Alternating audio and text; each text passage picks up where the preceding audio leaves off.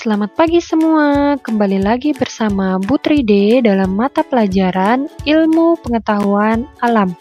Bagaimana kabar kalian? Sudah siap untuk belajar? Tetap semangat belajar dari rumah ya. Pada video sebelumnya, kita telah membahas materi tentang organ pernapasan pada manusia dan juga pada hewan. Jadi hari ini kita akan memasuki materi tema 3 yaitu tentang organ pencernaan pada manusia. Bagi kalian yang baru bergabung bersama channel kami, jangan lupa klik tombol subscribe dan aktifkan lonceng notifikasinya agar kalian mendapat info terbaru mengenai video pembelajaran dari kami.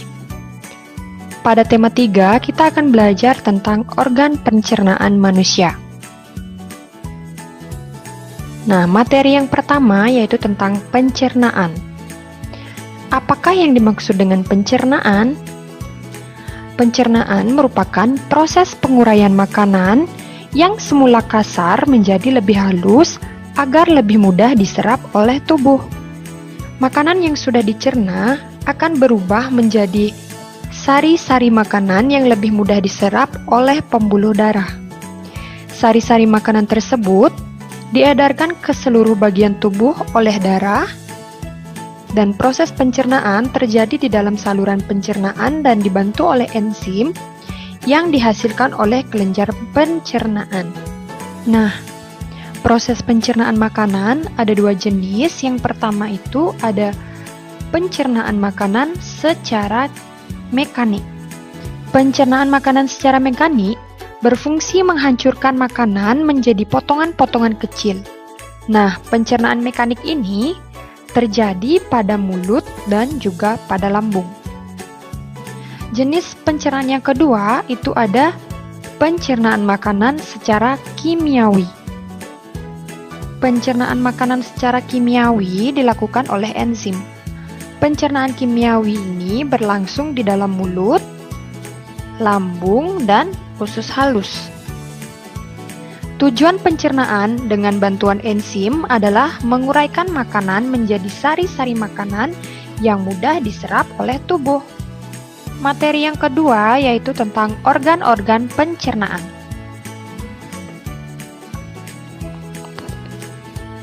Organ pencernaan manusia terbagi menjadi dua berdasarkan fungsinya, yaitu saluran pencernaan dan kelenjar pencernaan. Saluran pencernaan merupakan tempat terjadinya seluruh proses pencernaan. Sedangkan kelenjar pencernaan adalah organ pencernaan yang berfungsi untuk menghasilkan enzim-enzim pencernaan. Kelenjar pencernaan ini terdiri atas kelenjar air liur, kelenjar lambung, hati, dan pankreas. Enzim yang dihasilkan organ-organ tersebut berfungsi dalam pencernaan secara kimiawi. Nah, adapun fungsi dari organ-organ pencernaan yang pertama yaitu untuk menghancurkan makanan menjadi yang lebih halus. Fungsi yang kedua yaitu menyerap zat-zat makanan yang larut sehingga masuk ke dalam darah. Dan fungsi yang ketiga yaitu mengeluarkan zat-zat yang tidak dapat dicerna oleh tubuh. Nah, itulah fungsi dari organ-organ pencernaan. Selanjutnya, kita akan membahas tentang organ apa saja yang terlibat dalam proses pencernaan manusia. Nah, di sini sudah ada gambar dari bagian-bagian organ pencernaan pada manusia. Mulai dari yang pertama, yaitu disebut dengan rongga mulut.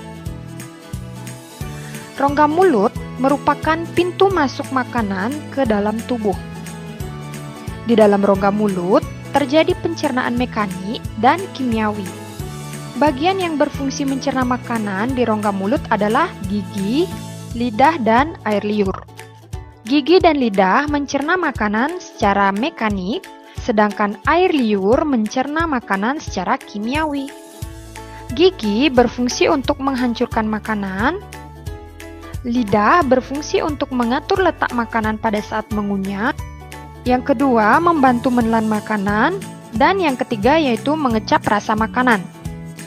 Permukaan lidah kita dapat mengecap berbagai rasa, yaitu rasa manis, pahit, asam, asin, dan gurih. Kelenjar ludah menghasilkan air ludah dan enzim amilase atau petialin.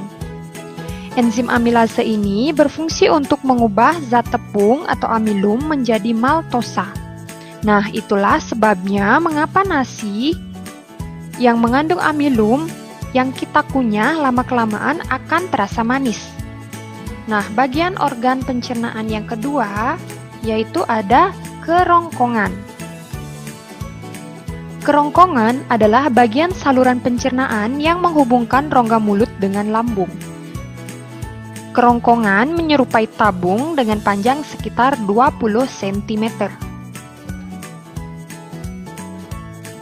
Jadi panjang kerongkongan ini kira-kira kurang lebih 20 cm. Di dalam kerongkongan terjadi gerakan peristaltik, yaitu gerakan meremas-remas yang dilakukan oleh dinding kerongkongan. Nah, yang dimaksud dengan peristaltik itu adalah gerakan seperti ini. Jadi diremas oleh dinding kerongkongan. Gerakan inilah yang membuat makanan terdorong masuk ke dalam lambung. Organ pencernaan yang ketiga yaitu disebut dengan lambung.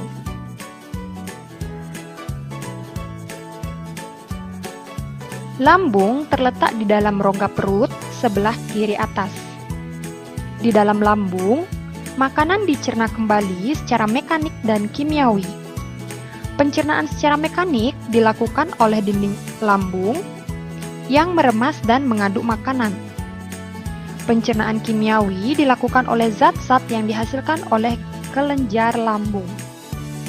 Kelenjar lambung menghasilkan enzim pepsin, enzim renin, dan asam klorida. Enzim pepsin berfungsi untuk memecah protein menjadi pepton. Enzim renin berfungsi untuk mengendapkan protein susu menjadi kasein. Dan asam klorida berfungsi untuk mengasamkan makanan dan membunuh kuman yang masuk bersama makanan. Kemudian bagian organ pencernaan berikutnya disebut dengan usus halus. Usus halus merupakan usus terpanjang dalam saluran pencernaan, yaitu panjangnya 6 hingga 7 meter. Di sepanjang dinding usus halus ini dihasilkan enzim-enzim yang berguna untuk mencerna hasil pencernaan lambung yang masuk ke usus halus. Adapun enzim-enzimnya yaitu yang pertama ada enzim maltase yang berfungsi menguraikan maltosa menjadi glukosa.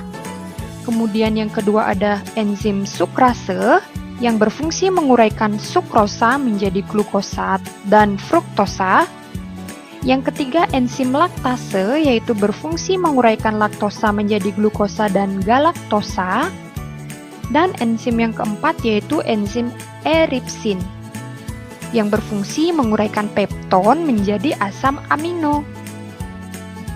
Nah, usus halus ini terdiri dari 3 bagian, yaitu yang pertama, bagian ini disebut dengan usus 12 jari atau duodenum.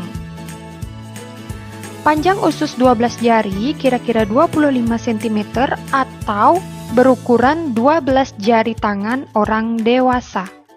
Nah, pada usus 12 jari atau duodenum ini terdapat enzim-enzim. Yang pertama itu ada enzim amilase yang berfungsi mengubah zat tepung menjadi gula sederhana.